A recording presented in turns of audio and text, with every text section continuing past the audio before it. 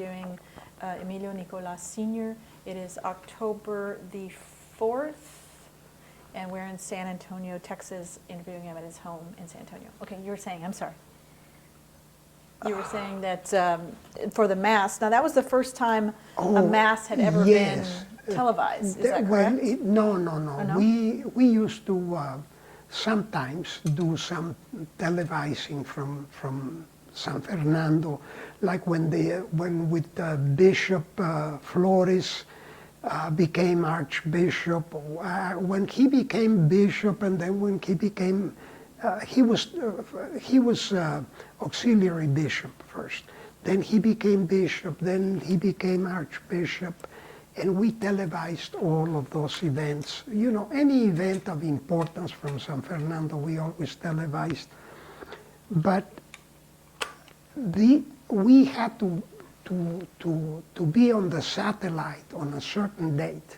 So I called Virgil and I said, look, I would like to do the Mass from San Fernando.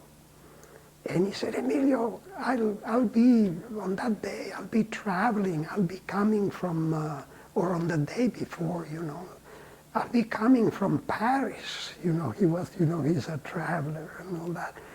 And I said, well, you better be here. If not, I'm gonna have to televise it from Los Angeles. I want to televise a Mass because, you know, the majority of our audience is Catholic, and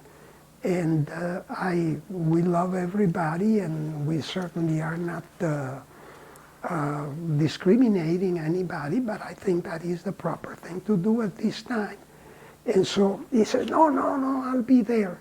I tell you, he got off the plane, he came over to the office, and we got all the planning, and we set everything up in the cathedral, and we televised the Mass.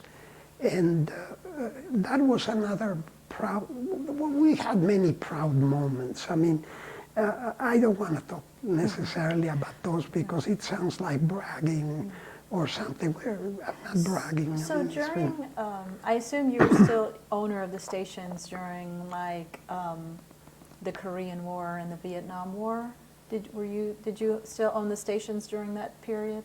During the Korean War, during the Vietnam War? What did they do? No, or did you still own the TV stations at that point? You were still owning, you still had Korea, seen, right? Well, I guess I just wanted to ask, War. did you reflect coverage of the Korean War or the Vietnam War, or how do you think your stations played a role in bringing that news like to the like Latino any community? of the other stations, we had a lot of we covered it in the news as best we could. You know, we did not have. I don't think at that time we had all the facilities that we have now. You know, the other stations had one big advantage over us on all those things, and it was simply that the network provided them with all the coverage. They didn't have to send anybody to Korea or to Vietnam. We did not have that advantage. We could take anything that came from, but I don't even know that they had the rights for that, or that it was a problem with the rights. I don't remember. I don't think we ever, of course we had a news from Mexico too, so maybe that covered some of it. But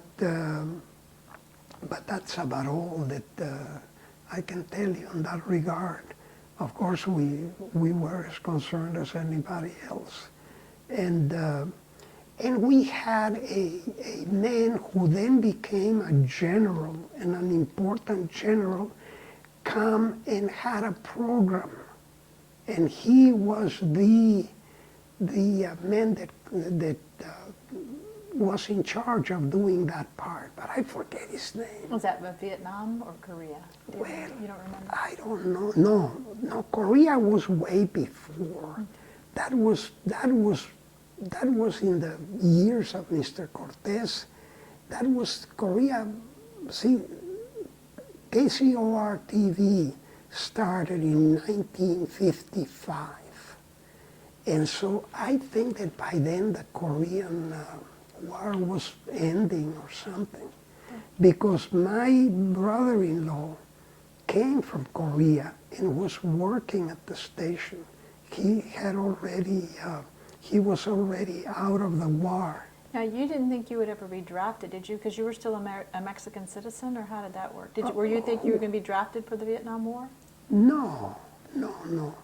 I was not of that age anymore. Okay. No, the one that was my son, Emilio, had a number, and but that was at the end of the draft. That's when, just before the draft ended. In the last draft, he had a number, but he was 357 or 457, something like that. So he was lucky, but that's the last I remember about anybody having to serve. So my son was in there, but the numbers didn't go. I think the war was ending or something. It went up to maybe 150 or something like that, a much lower number than he had. So after you sold Scene or your stations to Hallmark, what did you do? Did you just get out of the industry Let me tell you, altogether? I was worn out. I was beat up. How old were you at the time? Do you remember? I think I was 59. And you know, I used to work long hours. And especially, you know, I could stay at night many times, and it was a high pressure job. It was not. It wasn't the nice job that the managers have today. By comparison, you know, I mean, they must have some pressure, but the pressure today is, look, our sales are not up as they should be. Our income is not up. You know, our shareholders and all that. And many of the managers are more strictly business managers, you know.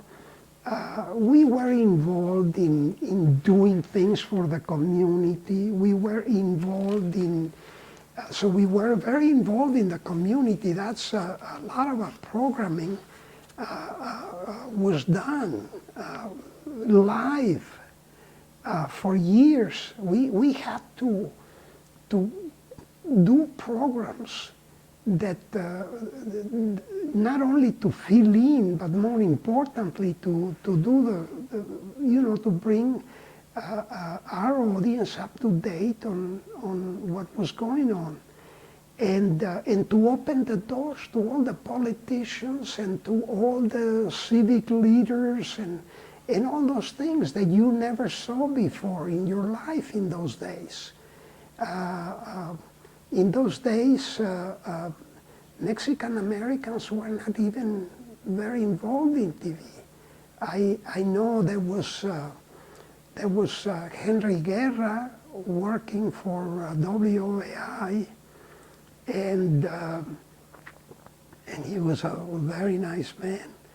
And then there was a guy by name. His name was Sergio, everybody called him. And Sergio was the guy that did you know, the cards, because we didn't, you know, you had to use cards when you had a client and you didn't have a time to make the slide and all that. They did the artwork. So those are the only two people I knew that worked there. And now, of course, it's the opposite. Look at all the anchor women that we have. It's unbelievable, unbelievable. No, and we were the opposite. We hired so many Mexican Americans. it was funny, but we had to train everybody from scratch because there were no people with expertise or anything like that. They had, so it was a different world. And we're talking as far back as 1955. So, I take it back. There was one, and his name was Henry, I forget his name. He came in as a producer and came from one of the 3 English language stations. At that time, Henry came over and started. I learned a lot of things from him, but I forget his complete name. And he was a very capable guy, but he was always very nervous, like you are when you're a producer and you have to switch and you have to check the sets and all that. So there were a few. So when you sold the station, you were exhausted because you were always working very hard. So what did you do? Nothing, just relax and take it easy and try to adjust, which is the toughest thing you have to do when you've been active for so long, and then all of a sudden you stop. I think it's a mistake, but I had no alternative. I was used to running my own show, and we had the center of operations for all the stations, and no program ever run that we didn't either send by tape at one point or send on the satellite. So we were originating all that from San Antonio until that day. And then Hallmark decided to forgive me, no, not Hallmark, the network decided that they were going to now control, have a center of operations in Laguna Niguel, near Los Angeles, So that was a sad day because we had I think we had 50 people that were dedicated. Well, we had 100 people, but we had 50 that had to do exclusively with the network. And we had shifts day and night. We were on day and night. By that time, with the satellite, you can do almost anything because it brings, number one, it increased our revenues immediately. Because now you went to the agency and you say, look, your Colgate commercial for the toothpaste is going to run at 8 o'clock. And that was 8 o'clock. And we now had computers to control all that too, which we'd never had before. And so we became a very good network and very efficient network run by young people all trained here in San Antonio. And we had very good engineers, which I always stole from the other stations. So how long did you stay in retirement? You said, I think off camera, that then you started to buy a little camera. Well, then we bought these 4 stations. And that was something to do, but it was nothing like, running a center of operations and a network and all that. You said we, was that you and some partners or just you? No, just myself, just myself. And where were these stations? They were low-powered? They were low-powered. One is still on, and you see it, and has, what is it called? My God. I forget the name. It belongs to Hallmark. I sold it to forgive me, I sold it to Perencho's company. Because he was running Galavision, but then Galavision had other plans. And now, did you create Galavision, or how did that work? No, I'll tell you how that started. the first thing was that many years ago, the cable system in San Antonio was owned by a guy from Canada. I forget his name. He was a nice man. He liked me a lot, and his manager liked me too. And they said, and I wanted to start a cable network. And they say, you name your channel, you're welcome. But in talking with the partners and with Mexico especially, who had the rights, they said, no, we really don't want to do that. Because, it's more wear and tear on the tapes. And it's already, that's where our programs are. And whatever reasons, they were not excited about it. So we didn't do it. But they kept that idea. And then it was Mexico at some point that said, look, we're interested in doing that network. So one day I remember meeting with Rene, which was the partner in New York, and myself in the office of Emilio Azcárraga, who was, and it was over a weekend, without him there at all. And he said, hey, we got a plan for this thing, and we got to shape it up. Remember, he had an interest in there. Well, I don't know if he had it there or not, but I guess he had been working previously for this man, So we started working on a program. The programming, that's very important. Your programming is vital, and you can make dumb mistakes, and you can build up an audience and destroy it by doing something stupid that you think it sounds great. And so that's how it started. But it was now a Mexico thing that was running as part of, separately from their network programming. And and so when we had it on the cable stations, it stayed there for a few years.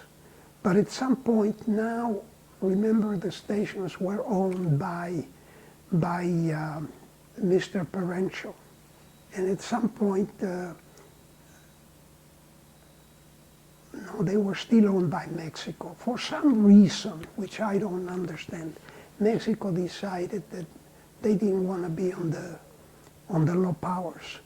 So the low powers are going to be off, and they did it very honorably. They paid for their for the rest of their contracts and so forth. But Galavision has become a great success. It's a good network, and it has good programming, and it's run very well. So you never know, things just boom when they are going to boom. But it all started when we used the satellite for the first time ever. From your life experience, is there a story about the Latino media, the creation of the Latino media that hasn't been told, that should be told? In your life experience, what is not being shared with the public about what you did and the role that you played in shaping Spanish media? Well, frankly, I don't even know what is shared, to be honest with you, As years go by, people don't care. I mean, I myself, who do care about certain things, I cannot even remember the names. But really, the political thing was always a problem. But we were lucky things turned out the way they did. You can know everything that you should know and do everything that you should do. But if you don't have the means, like without the satellite, I don't know how far we would have gone. We would have been like a regional station, even though we were all over the country. I mean, over the major cities. That's not the whole country. So. And how did you get access to the satellite? Did you have to pay for that? Oh, how did of that come course. on? Yeah, you have to pay for it. But again, we go back to that man, that great man, Mr. Azcárraga Vidaurreta. When we had just acquired the station in San Antonio, he was already, I remember René Anselmo and I, who used to go all over, do almost all the traveling, and had only 2 or 3 people working in the office at the time in New York. But we traveled a lot, and we were in Los Angeles. We were in Los Angeles, and one of the secretaries in Mexico was trying to reach us. And so they told them where we were. And so finally, the whole message was, there's a doctor so-and-so in Los Angeles, and he's working on a satellite, a communication satellite, and I forget his name. He's a famous man. But this is his address and his name. And we went to his house. It was his house. And it was, not a fancy house or anything like that, in a okay neighborhood. And he had his prototype in the garage. And so there was an interest there, but it came from that man, way back. This is years. This is before the station in Los Angeles was built, and he was already on that. But he was the visionary that did all the great work that he did. And look at his company. It's unbelievable. It's. I wish they wouldn't show some of the shows that they do, but I can say that of everyone else. So after you bought the low-powered stations, what did you do? Do you still own the low-powered stations, or did you sell those? Yes, but they were repeaters. Mm-hmm. We did not until at one point. Yes, I sold them. I sold 2 to Entravision. And I sold 2 to Papas Broadcasting. And that was it. And then I said, that's it, no more. But do you remember what years that was, more or less when that was? Oh, maybe 5 years ago, or no, more than that.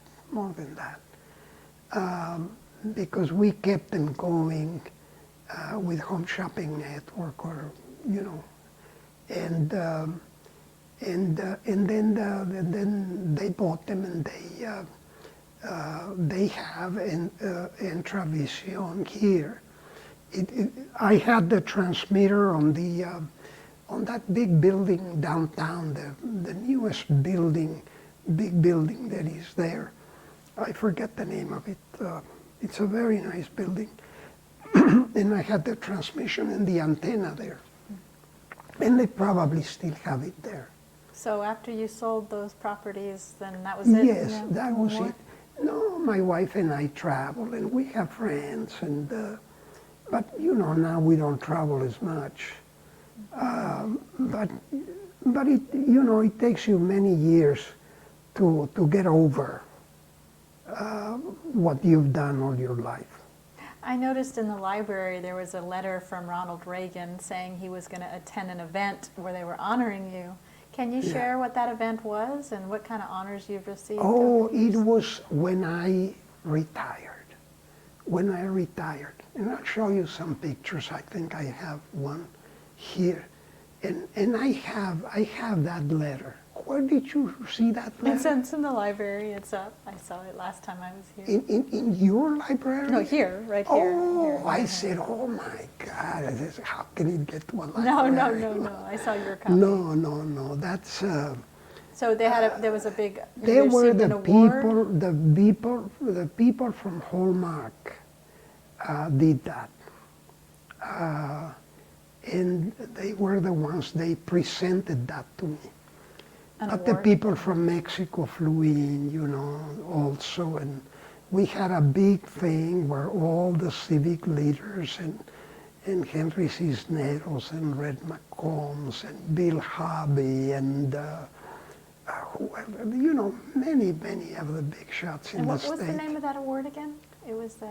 Oh, that was just no. that was just an honoring. No, that was an honor. That was an honoring me. It was and that was done by Hallmark. They had a big thing.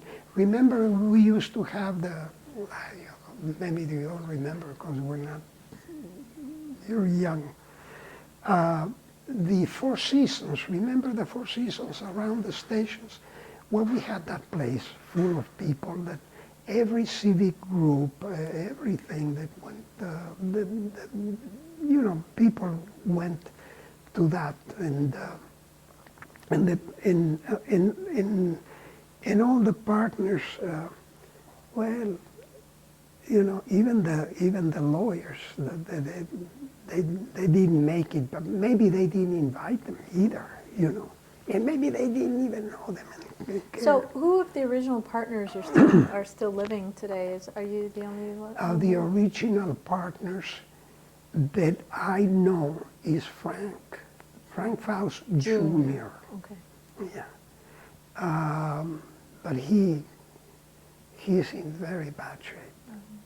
Please don't quote me. No, that's fine. Please erase that. Why? So. See, please, I'm asking this as a favor. I say things because I'm talking with you and I'm not thinking of the camera or anything. Mm-hmm. But things like that would hurt me too. No, that's fine. To hurt people that don't need to hear that from me. So in your experience in growing up and in your life experience, how have you seen sort of the way the Latino community has been treated? What would sort of your assessment be of sort of the way Mexican Americans have been treated in the United States? Well, let me start with us. We were treated very poorly, very badly. Why? Because, first of all, we were giving UHF stations, which okay, so they are UHF. And we had to go to Congress and lobby these guys to do something decent, which was just simply to try to remedy to some degree the problem that we faced and the problem that a lot of other people would have faced. But I'm talking, we said, look, we represent, an audience that is a Hispanic audience. And we need you to do this. And we had to go like hell to do that. Secondly, in those days, things were not as nice as they are today. We went to many agencies that didn't want to talk to us. Because, they thought it is very strange to have a Spanish language TV station. Even though they had radio there from way before when Mr. Cortez started in '46, and then other people started putting part-time or whatever. I think that well, things like, for example, right now, you can see what's going on. It's unbelievable. I mean, the Mexican, whenever they talk about the Mexican immigration, they bring out the fact that the drugs and the cartels and all that. That has nothing to do. That is something criminal that is happening in Mexico and in the United States, because we are the magnet for all these people. And maybe to a large degree, they are in Mexico because they've been kicked out of Colombia, and other places in Latin America where we have been very active. And now we're helping the Mexican government to fight that war, which I don't know that is going to end up ever, and so I think that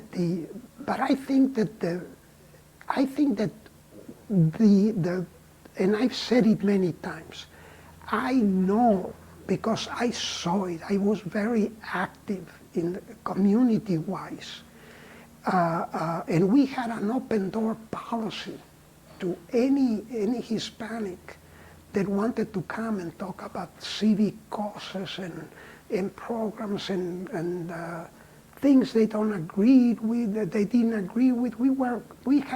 The commission said we had to give equal time, and we gave equal time to people that disagreed with them. All they had to do was ask for it. So I do have a very strong feeling. I think that were it not for this network that exists today, that existed since the days in which we started, I think I've said and used the word that our communities would have lagged behind. Why? Because they wouldn't have been trained to even speak on TV. They learned, a lot of these people that you see today, they started appearing on Channel 41 where they couldn't even talk. And then look at how eloquent many of them have become. And of course, we opened up their eyes by bringing in programming and getting rid of an inferiority complex that existed with many, because they were afraid to speak Spanish, because then they will consider us less or whatever. So we, I think, show them who they really are, where they come from, and they got used to the language and to seeing other people like them. I remember when I came to the United States, I didn't speak any English whatsoever. And I was trying, they sent me to Central Catholic High School because to listen to the teacher so that I would learn the language. And what happened is that all the Mexican kids would come to me, and they wanted to speak Spanish. They wanted to try their Spanish on me, which was a beautiful thing, because when you're young, you don't have all the other considerations that put the brakes on you. Mm-hmm. So I had to leave Central Catholic because I couldn't speak English with anybody, even the few words I knew. So, but that was wiped out completely with our television stations and coverage. And I think that our leadership is still lagging behind. I really do, because we don't have a really unified leadership. They may agree with each other, but where are they? I see two people. I saw Javier Becerra the other day on Meet the Press, and he was excellent. But I, frankly, I know who he is, and I know how good he is, but I hadn't seen him before. And I saw there's another congressman, but I forget his name. He's from California also, and he does very well on that MSNBC program. But and then of course the governor of, the ex-governor of Arizona, who was always very good to us.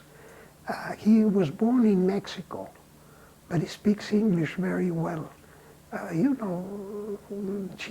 He's the ex-governor, the guy that was in the administration of President Clinton. He goes and does great things. But where are all the others? Where are all the others nationally? What advice would you give to young people or Latinos listening to this interview? What advice would you give people?